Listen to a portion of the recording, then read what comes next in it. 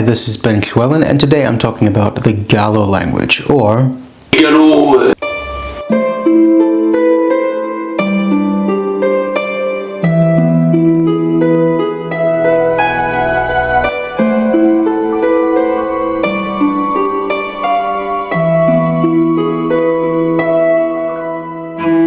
For those of you who speak French, there are subtitles for you that I have prepared for you below.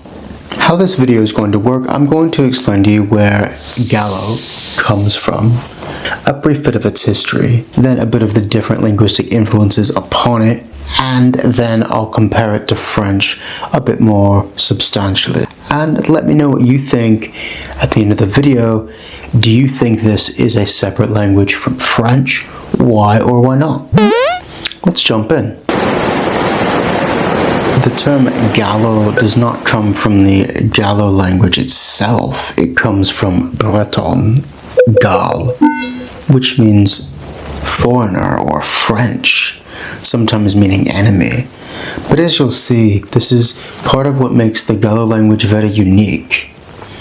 But I'm getting ahead of myself. Let's go back to the beginning of how this language began and its history. The Gallo language is a Romance language, like Italian, Catalan, French, Portuguese. You get the idea. But within the Romance languages, there are quite a few subcategories of linguistic branches themselves. One of these is the gallo-romance continuum. This extends from Catalonia all the way up to northern France. And this stems from the underlayer or substrate of Gaulish, or the people that were there before Rome came in. These languages have a strong palatalization, a gliding vowel after a consonant. Like British English is influenced by Gallo because the people from Normandy and Brittany that invaded with the Normans, a lot of them came from Gallo-speaking areas, or what was emerging as Gallo. And that's why British English, as opposed to American English, has the palatized N. New. Yeah. I don't want this video to be too long, but I need to touch just very gently on the spelling difference and a bit of the sound difference between Gallo and French. Now, you have things like this, P-double-L in Gallo. See if you have the word P-double-L-E, P-A. And you have G-H, which can sound like anything from G to G. There's several different variations. G. You have QH, which can sound like anything from K to Ch. And you have B-double-L, which is like BA, like BA.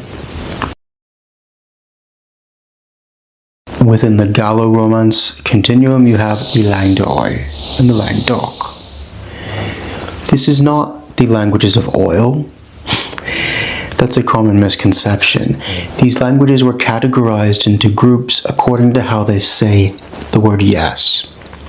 The Gallo spoken across this wide region is spoken from anywhere by about 30,000 people, mostly aged, to just under 200,000.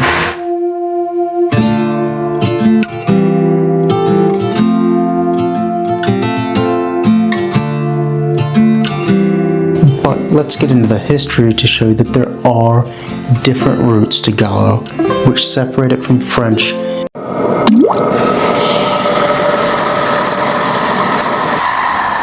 So we need to discuss the geography first, and then a bit of the history. When Latin came into Gaul, it was mainly in the urban centers, in the area where Gallo is today.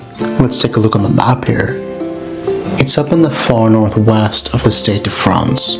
Gallo is spoken in Haute-Bretagne, or High Brittany, and this is traditionally the area that was not Breton speaking, although I should note that Breton historically belonged to all of Brittany. Gallo moves on a continuum from east to west or west to east, blending into Mayonnaise or Mayennais. It's also very mutually intelligible with Poitevin further south. But in the west, and this is what makes Gallo so different, it has the Breton language as a very staunch linguistic differentiation, and it's a Celtic language. Gallo, its territory where it's traditionally spoken, spills over the border from Brittany into parts of what were then France. In the 5th century, when the Roman Empire was collapsing all around them, there were speakers of Gaulish still present in the areas that would today be Gallo, or Haute-Bretagne, High Brittany. Historically, you had gallo-romans in Gaul, especially in the area that would comprise modern-day Gallo, because the Gauls to the far northwest of what was Gaul, basically France and Belgium, were not fully assimilated into the Roman Empire culturally, because they were further away from the cities, they were more isolated, they were protected. And so you have areas around, well, like Rennes or Saint-Malo, the northern coast there, where the Gaulish culture, it sort of held on, but the Latin came in, and it was very influenced by the existence of this Gaulish language. And so when the Franks came in the 5th century, there was a bit of buttressing up against them, but they never fully annexed them in that sense at that point in history. And then from Britain, you had Romano-Britons coming in and assimilating Gauls into their culture, because it was very, very similar. And so the people who would eventually speak Gallo had two different cultures on either side. One assimilating the Gauls into a similar culture. The other, Latin speakers there, would more so assimilate the Franks. And this created a borderland, and this is where Gallo emerged out of, south of Normandy and north of Nantes.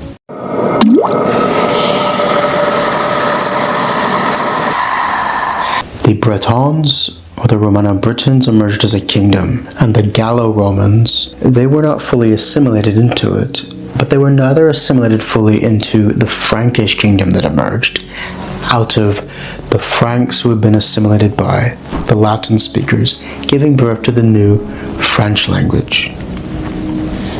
And so they were kind of one foot in the other, between worlds, already at this point. And from the 6th to the 9th century, there was constant warfare between the Franks and the Bretons, trying to establish where the border between them was.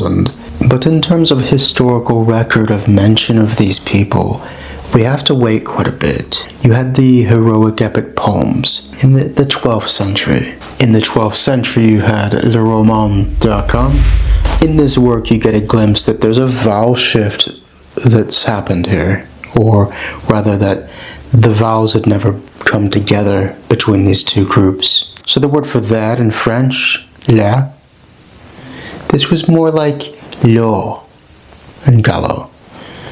And this isn't that much of a difference, but if you amplify that across even basic words like pronouns and ripple that into the language, that is a significant difference. In the same century, you have Le Livre de Manière d'Étienne Fougère, and this is notable for Western French characteristics, which is another way of saying it's not quite French, is it? And this is a satirical poem about morals. It mentions lesbians, but it has some words which, again, you have different vowels for words that you wouldn't expect it to be there if you're looking at it from a French point of view. So to send in French, envoyer, and in Gallo, envoyer. Again, that in itself would not be necessarily enough to make it a different language, but it's definitely a diverging point at which languages have been created before from even less than that. Going forward into the 13th century, you have the Chronicles of Saint-Denis, which mention Bretons who are Breton speaking. Now this implies that they saw people as Breton who were not Breton speaking, and that they did not see them as being French. And that's important. The first mention of Gallo as a people was by the Duke of Brittany, Jean IV, in 1358. And this is interesting as he was recognized as the Duke of all of Brittany, the singular ruler in a sense, almost a king in my opinion, but they of course wouldn't call him that as he had bigger countries around him threatening his kingdom. But he was wise enough to lay down edicts, recognizing that the Gallo existed and that there were Britons who did not speak Breton, and he wanted to assure that that was recognized in their identity. So we have text from that period, and that's quite early. Let's move forward.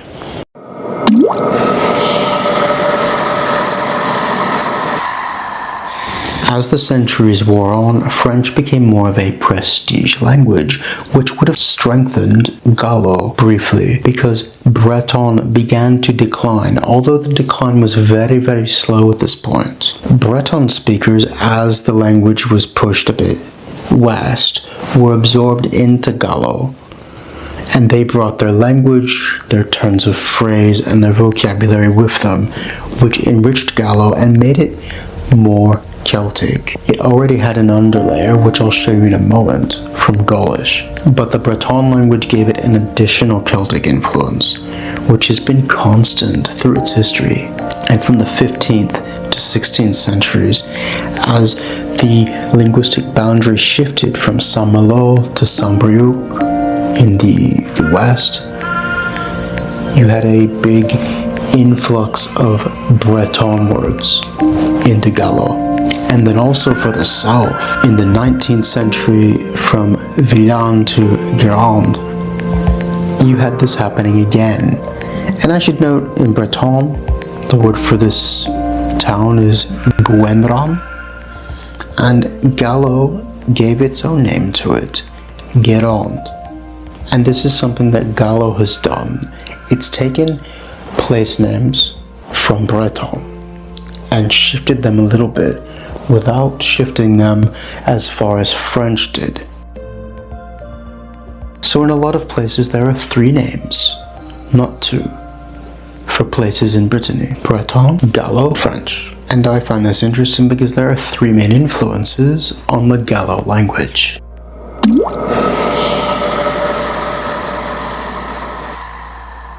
So first, Roman Latin, but the Gallo-Roman Latin.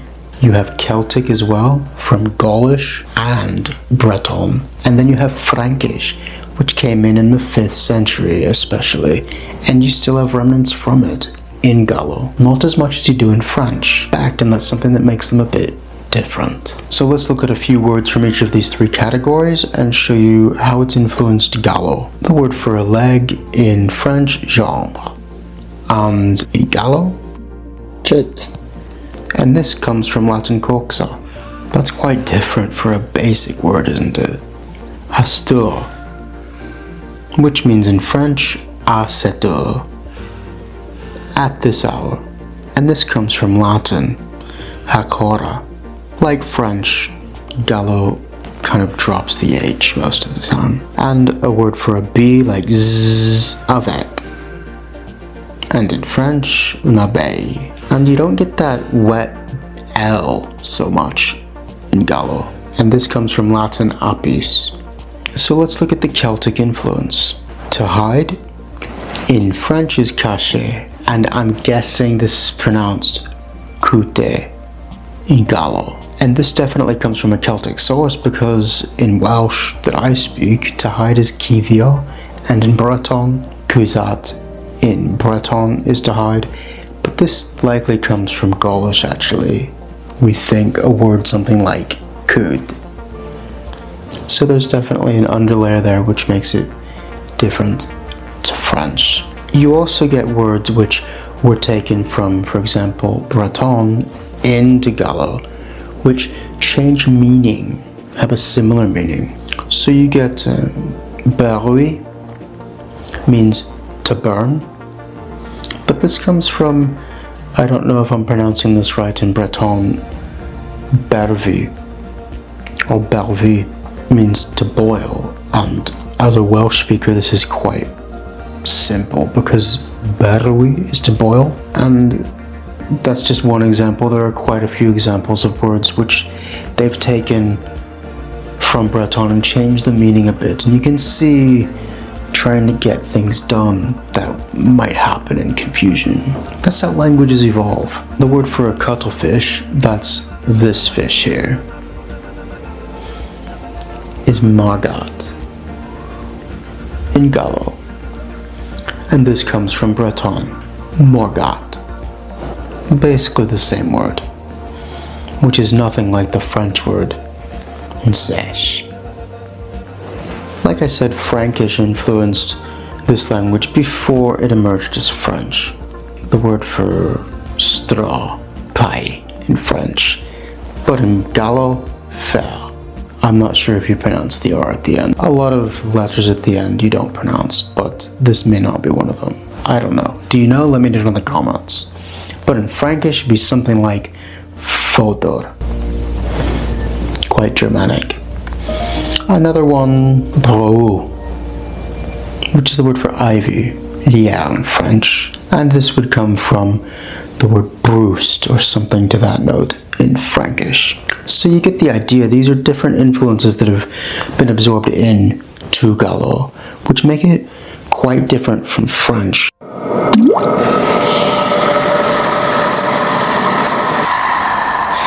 Even mutual intelligibility does not mean that it's not a different language. For instance, conjugation, how verbs change.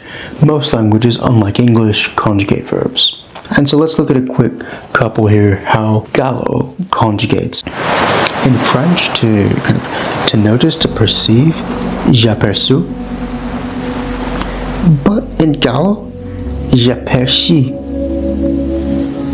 You have this E at the end, this is much closer to pure Latin. You know, French is the one that changed. And let's say he fell, il jaillit. And in French, il chute. So you can see there's a different basic system of conjugation, which you'd have to learn that, and then you'd probably be able to understand it quite easy. But that's a very important grammatical note that's different between Gallo and French. But how different are Gallo and French? Let's take a look at some words in several different categories and a few sentences to show you there are deep similarities and there are wide differences between them. Is it a different language or is it a dialect? Which is the dialect of which in that case? Let's take a look.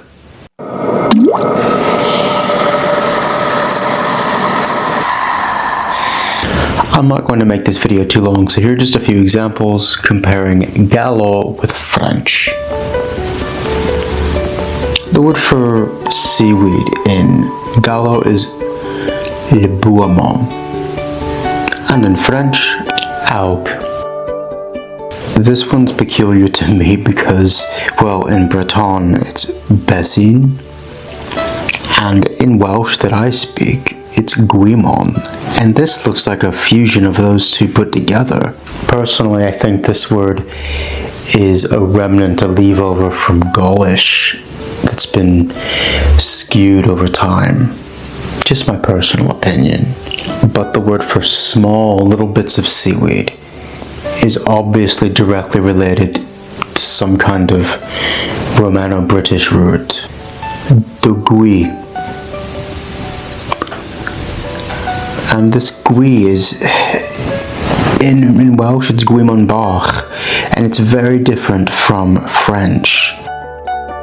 A lot of times you have words in Gallo for which there's no direct single word in French.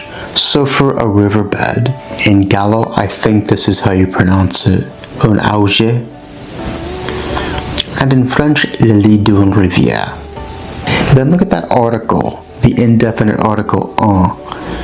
If it was feminine, it would be en, which is completely different from French.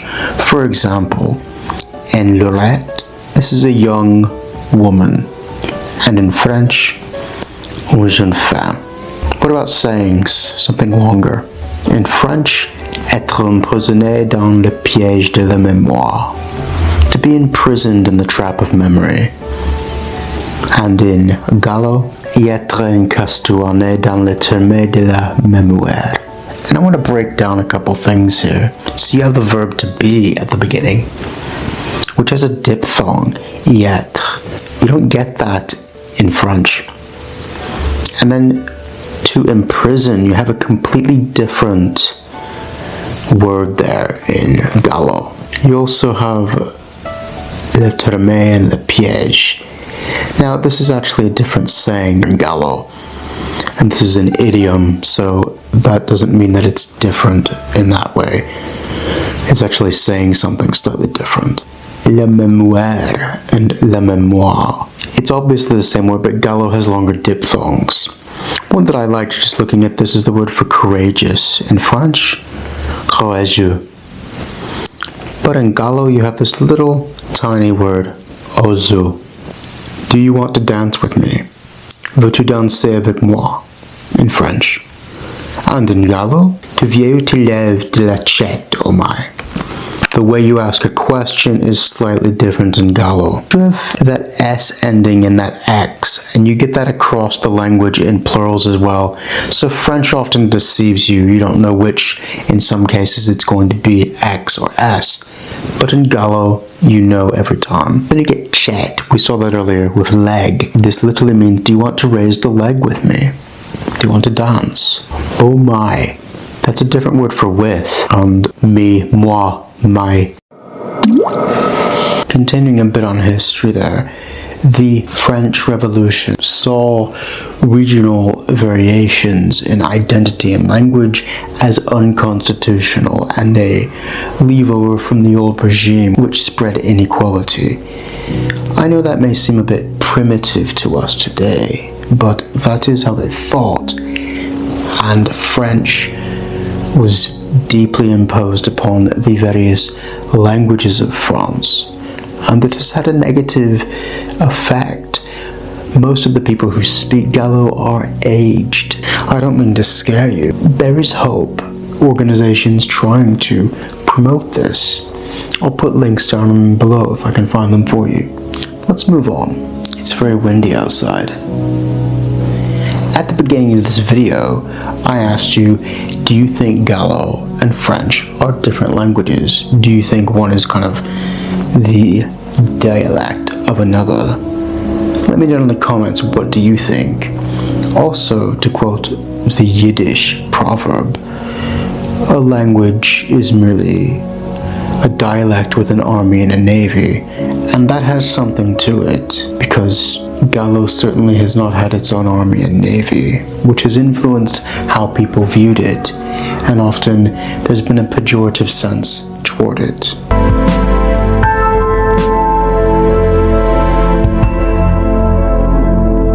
I hope you enjoyed this video. Thank you very much for watching, and we will see you in the next episode.